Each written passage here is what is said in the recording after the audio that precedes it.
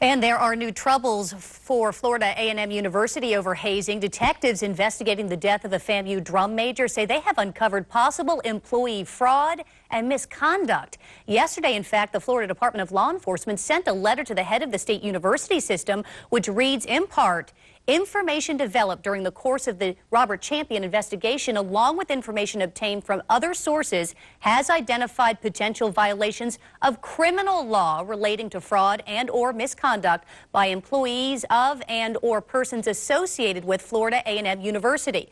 Consequently, FDLE has initiated a separate criminal investigation to examine these matters. Now, the head of the FAMU Board of Trustees received a similar letter to this one.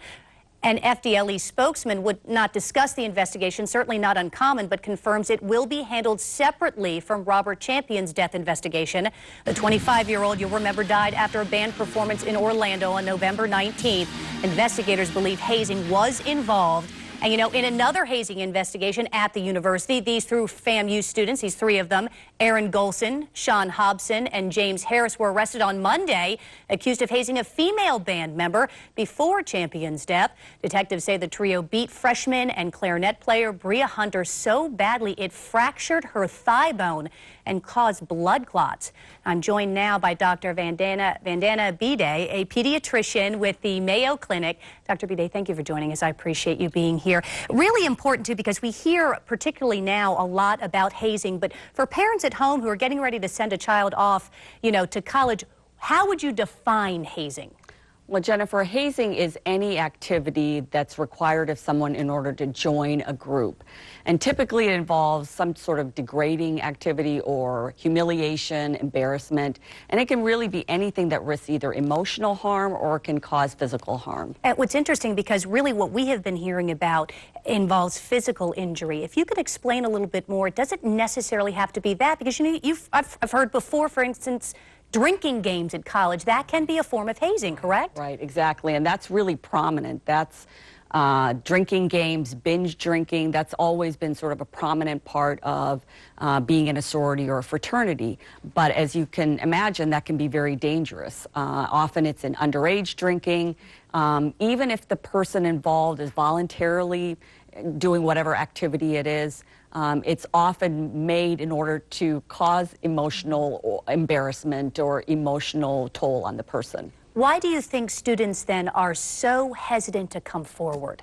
Well, I think, you know, we're talking about adolescents and young adults who are high school students, who are in college, and they want to belong. I mean, they're still forming their friends and their groups. They're trying to figure out where they fit in, and they don't want to be ostracized. They're afraid that they're going to be left out. They're the only people who are going to speak up. And I think sometimes it's a self-esteem issue. You have to have the self-esteem to listen to your inner voice and say, you know, if you think that this is hazing, it probably is. So fear of being left out, yearning to be included in a group, and as you mentioned, low self-esteem. Parents need to know, and we all do who are parents, we know which one of our children maybe doesn't have as great of a self-esteem as the other, maybe shy, the other one is outgoing. Right. What can parents then do? Because a lot of times maybe their kids are away at college, so they can't necessarily see them and see if there's any physical injury. Sure. What kinds of questions can they be asking, or should they be doing to protect their child? Well, I think the first thing is, before you send your student to a school, I think you have to know what the policy for hazing,